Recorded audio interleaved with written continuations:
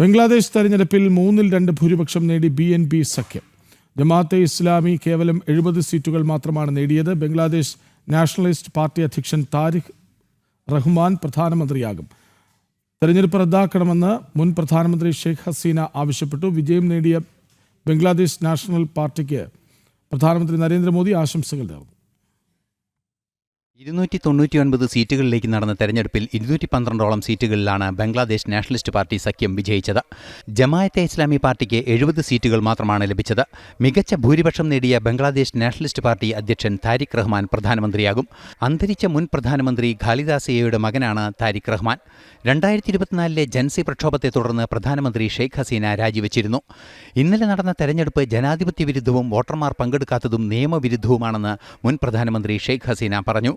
തെരഞ്ഞെടുപ്പ് റദ്ദാക്കണമെന്നും അവർ ആവശ്യപ്പെട്ടു. വൻ വിജയം നേടിയ ബംഗ്ലാദേശ് നാഷണലിസ്റ്റ് പാർട്ടിയെ പ്രധാനമന്ത്രി നരേന്ദ്രമോദി അഭിനന്ദിച്ചു. ബംഗ്ലാദേശിന്റെ പുരോഗതിക്കും ജനാധിപത്യ മുന്നേറ്റങ്ങൾക്കും കൂടെ നിൽക്കുമെന്നും പ്രധാനമന്ത്രി നരേന്ദ്രമോദി സമൂഹമാധ്യമത്തിൽ കുറിച്ചു.